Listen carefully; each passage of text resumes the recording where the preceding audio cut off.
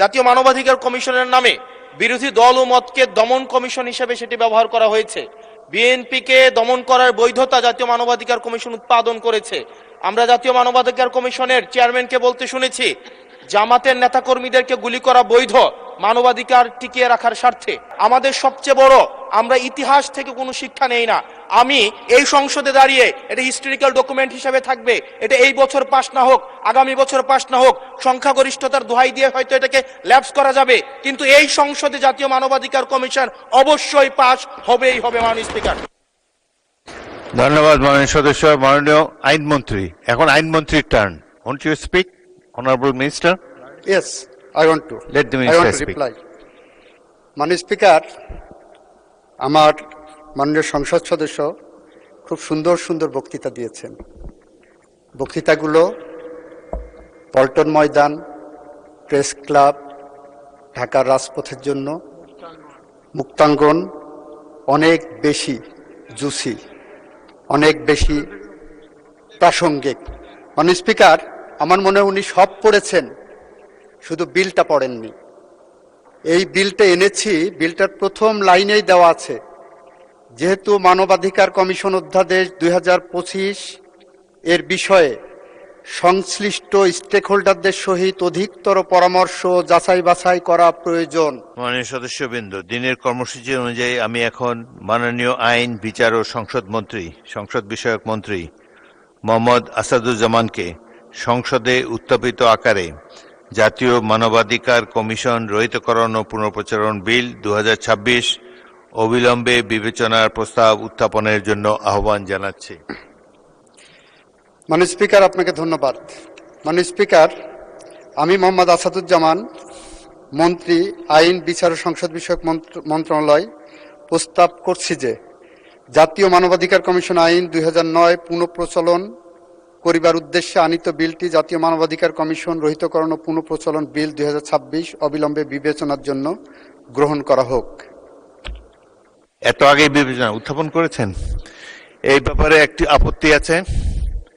আবুল হাসনাত আব্দুল্লাহ, কুমিল্লা 4, আপনার আপত্তি উত্থাপন করুন।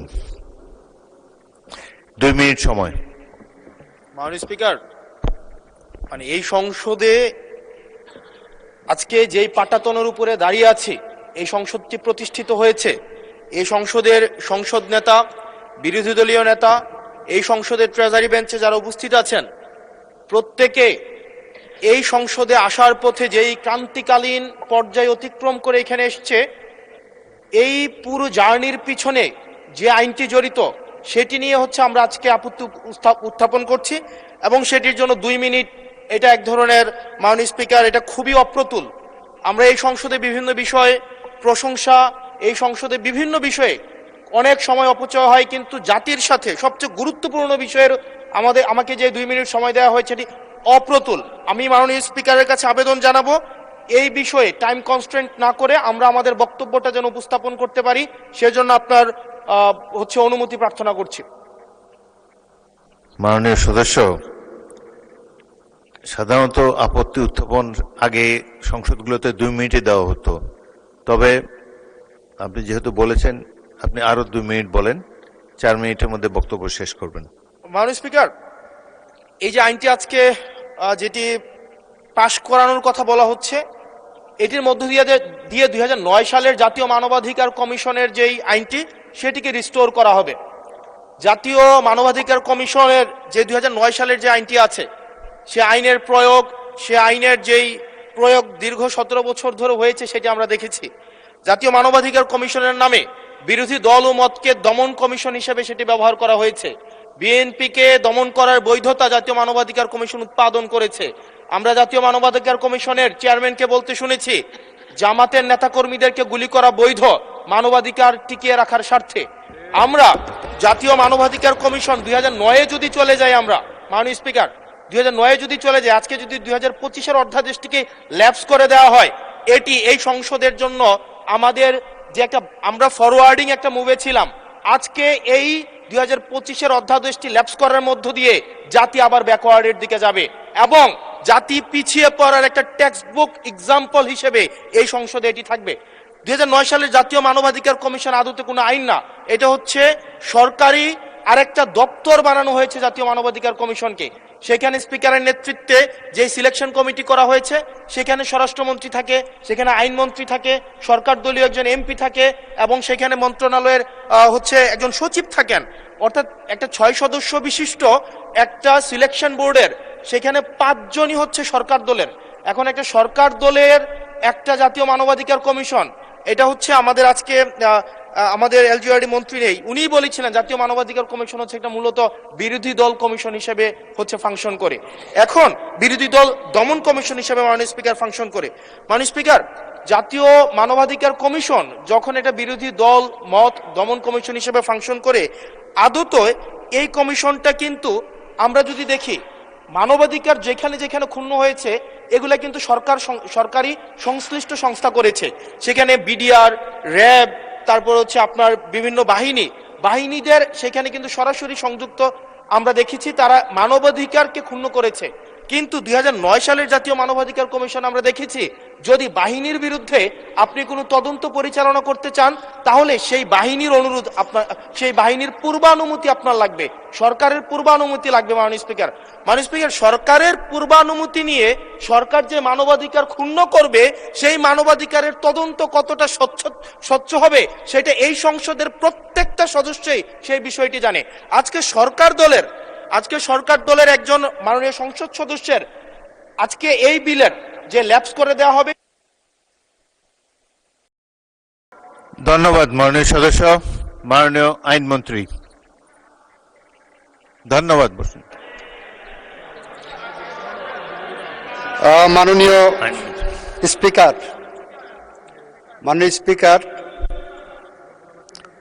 মাননীয় আইনমন্ত্রী, বিরোধী দলীয় নেতা বলুন। মাননীয় স্পিকার, এই বিষয়টা স্বচ্ছ রাজনীতি এবং মানুষের জীবনের নিরাপত্তার সাথে অঙ্গাঙ্গিভাবে জড়িত। এই জন্য এই বিষয়ে তাকে কনক্লুশন করার জন্য অন্তত আরো 2 মিনিট সময় দেওয়ার জন্য আমি আপনাকে অনুরোধ করব। ধন্যবাদ আপনাকে। মাননীয় বিরোধী দলের নেতা, আমি অতীতের 6টি সংসদ দেখেছি, প্রত্যেকটি সংসদে 2 মিনিট টাইম দেওয়া হতো, এবং সময় হলো যে যখনই স্পিকার ঘোষণা দেবে যে এবং অনুরোধ করবে সংশ্লিষ্ট মন্ত্রীকে বিলটি উত্থাপনের জন্য, তখনই দাঁড়াতে হয়, দাঁড়িয়ে বলতে হয় উচ্চস্বরে আপত্তি আছে। তখন যে আপত্তিকারী সংসদ সদস্যকে 2 মিনিট বলার সময় দেওয়া হতো। যাই হোক, মাননীয় বিরোধী দলের নেতা, আপনি আরো 2 মিনিট বলতে পারেন। মাননীয় সদস্য, আমি আসলে এই সংসদে আজকে যদি 2024 সালের মে মাস হতো আর এই বিলটি যদি উত্থাপন হতো, তাহলে এই সংসদের এমন একজন ব্যক্তি নাই যে এটার বিরোধিতা করত, প্রত্যেকে এটাকে সাদরে গ্রহণ করত। আজকে সময় পাল্টিয়েছে। আজকে 2008 সাল, 2018 সালে আপনারা এই পাশে ছিলেন, আজকে ওই পাশে গিয়েছেন, আপনারা সংখ্যাগরিষ্ঠ হয়েছেন, আজকে এই বিলের বিরুদ্ধে আপনারা অবস্থান নিচ্ছেন।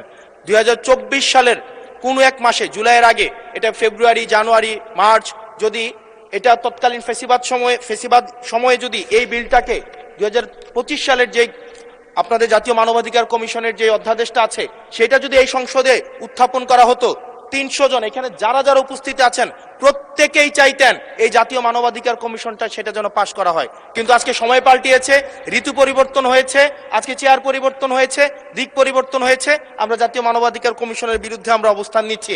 এবং আজকে আমাদের এই অবস্থান রং সাইড অফ দা হচ্ছে আমাদের রাইট অর রং, আমরা যে মোরালিটির আমরা রং সাইডে অবস্থান নিচ্ছি, এটা টেক্সট বুক এক্সাম্পল হিসেবে ইতিহাসে লিপিবদ্ধ থাকবে। মাননীয় স্পিকার, এই আইনটা এটা শুধুমাত্র যে জাতীয় মানবাধিকার কমিশন শুধুমাত্র এটার সাথে সম্পর্কিত না, বরং এটা আরো 2টা অধ্যাদেশের সাথে সম্পর্কিত। এটা গুম অধ্যাদেশের সাথে সম্পর্কিত, এবং আমাদের যে জুলাই গণ অভ্যুত্থান দায় এবং হচ্ছে আমাদের দায় মুক্তির যে অধ্যাদেশটা রয়েছে সেটার সাথে সম্পর্কিত। আজকে 2025 সালের জাতীয় মানবাধিকার কমিশন এটাকে ল্যাপস করার মধ্য দিয়ে আদতে বাকি 2টা অধ্যাদেশকে অর্নামেন্টাল করে ফেলা হয়।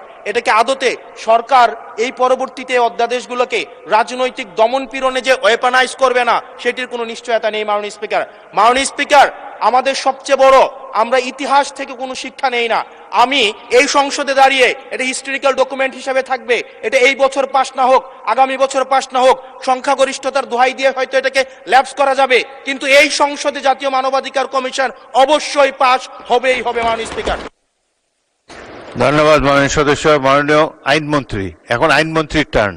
Won't you speak, honourable minister? Yes, I want to. Let the I minister want to speak. reply. মাননীয় স্পিকার, আমার মাননীয় সংসদ সদস্য খুব সুন্দর সুন্দর বক্তৃতা দিয়েছেন। বক্তৃতাগুলো পল্টন ময়দান, প্রেস ক্লাব, ঢাকার রাজপথের জন্য, মুক্তাঙ্গন অনেক বেশি জুসি, অনেক বেশি প্রাসঙ্গিক। মাননীয় স্পিকার, আমার মনে হয় উনি সব পড়েছেন, শুধু বিলটা পড়েননি। এই বিলটা এনেছি, বিলটার প্রথম লাইনেই দেওয়া আছে, যেহেতু মানবাধিকার কমিশন অধ্যাদেশ 2025 এর বিষয়ে সংশ্লিষ্ট স্টেক হোল্ডারদের সহিত অধিকতর পরামর্শ যাচাই বাছাই করা প্রয়োজন,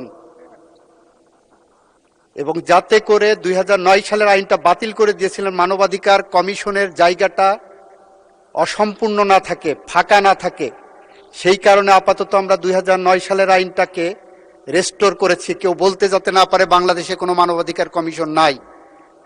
সুতরাং সব পড়লাম, প্রথম লাইনটাই পড়লাম না, যে 2025 সালের আইনটা আমরা অধিকতর যাচাই বাছাই করার জন্যই এনেছি। কেন অধিকতর যাচাই বাছাই করার প্রয়োজন মাননীয় স্পিকার? 2025 সালের যে অধ্যাদেশটা আমাদের সামনে এনে দেওয়া হয়েছে, এই অধ্যাদেশের দুইটা ইমপ্লিকেশন আছে।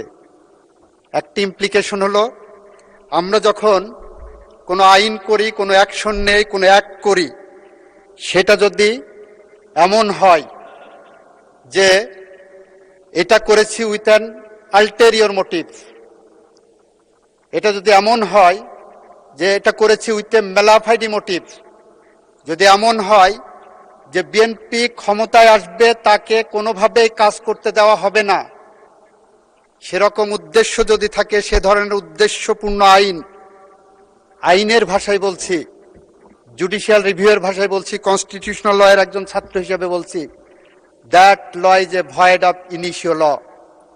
মানে স্পিকার, মানবাধিকার কমিশন অধ্যাদেশ যেটা আনা হয়েছে 2025 সালের, সেই 25 সালের অধ্যাদেশের 16 ধারাটা যদি একটু কেউ ভালো করে পড়েন, তাহলে দেখবেন এটা ভিকটিমের জন্য আরেকটি মানবাধিকার লঙ্ঘনের সমান। সেটা আমি আপনাদেরকে একটু পার্লামেন্টের সামনে বলছি। মাননীয় স্পিকার, এখানে বলা আছে মানবাধিকার কমিশন দুইভাবে মানবাধিকার ভায়োলেশনের একটা বিষয় টেক আপ করতে পারবেন। একটা সুমোটো পারবেন, আর একটা কারো কমপ্লেনের বেসিসে পারবেন। ভালো কথা পারলেন। কমপ্লেনের বেসিসে নেওয়ার পরে কতদিনের মধ্যে এটা অনুসন্ধান বা তদন্তে পাঠাবেন তার কোনো গাইডলাইন নাই। তারপরে বললেন যেদিন পাঠাবেন সেদিন থেকে 30 দিনের মধ্যে একটা অনুসন্ধান হবে, অথবা তদন্তে সরাসরি পাঠাবেন। ভালো কথা, অনুসন্ধান করে প্রাথমিক সত্যতা পাওয়ার পর একটা 30 দিনের রিপোর্ট পাইলেন। সেই রিপোর্টের পরে কি করবেন? মানবাধিকার সংস্থা আবার একটা তদন্ত করবেন। কতদিনের মধ্যে তদন্ত করবেন সেটার গাইডলাইন নাই। ভালো কথা, আর একটা রিপোর্ট নিলেন 2 মাস পরে, সেটাও ভালো কথা। রিপোর্ট নেওয়ার পরে দুই পক্ষকে ডাকাডাকি করবেন, দুই পক্ষকে শুনবেন, শোনার পরে ওনারা 4টা কাজ করতে পারবেন। নাম্বার 1, জরিমানা করতে পারবেন। কিন্তু জরিমানা কত টাকা হবে, কিভাবে রিলাইজ হবে, কোন আইনে হবে, তার কোনো গাইডলাইন এখানে দেওয়া নেই, আইনে বিধান নাই। মানে স্পিকার, বলা হচ্ছে কমিশন ক্ষতিপূরণ ইম্পোজ করতে পারবেন। ক্ষতিপূরণ কত টাকা হবেন, কি পরিমাণ হবেন, কি গাইডলাইন হবে, কিভাবে রিলাইজ হবে, কার কাছে যাবে, তার কোনো গাইডলাইন এই আইনের মধ্যে নাই। মাননীয় স্পিকার, মাননীয় স্পিকার, মানবাধিকার আইন কমিশনে বলা হচ্ছে আরেকটা কি করতে পারবেন, ওনারা সুপারিশ করতে পারবেন ওই ভিকটিম মামলা করতে পারবেন নাকি কোনো জায়গায় ধর্ণা দিতে পারবেন। 2 বছর মানবাধিকার কমিশনের পিছনে দৌড়ায় দৌড়ায় মনে হবে যে আমি মামলা করতে পারবো কি পারবো না, সেই কারণে সুপারিশ নেওয়ার জন্য মানবাধিকার কমিশনে যাওয়ার দরকার নাই। আমাদের মতো যারা বটতলার উকিল আছে মাননীয় স্পিকার, আমরাই বলতে পারি যে এটা মামলা যাবে কি যাবে না। মাননীয় স্পিকার, আর একটা কাজ করতে পারবেন, মানবাধিকার কমিশন বাদী হয়ে তার পক্ষে মামলা করতে পারবেন। প্রশ্নটা হলো, তদন্তের পরে মানবাধিকার কমিশন যখন আপনার মতো নিরপেক্ষ চেয়ারে বসে দুই পক্ষকে শুনানি দিচ্ছেন, শুনানির শেষে তারপরে আপনি যে বাদী হয়ে এক পক্ষের মামলা করলেন, can it be called a reasonable law? Can it be called a neutral law? Can it be called a just and proper law? এই প্রশ্নগুলো যখন আমাদের সামনে আসে মাননীয় স্পিকার, তখন আমাদেরকে বিলের প্রথম লাইনেই বলতে হয়, মানবাধিকার কমিশন অধ্যাদেশ 2025 সংশ্লিষ্ট স্টেক হোল্ডারদের সহিত অধিকতর পরামর্শ যাচাই বাছাই করা প্রয়োজন।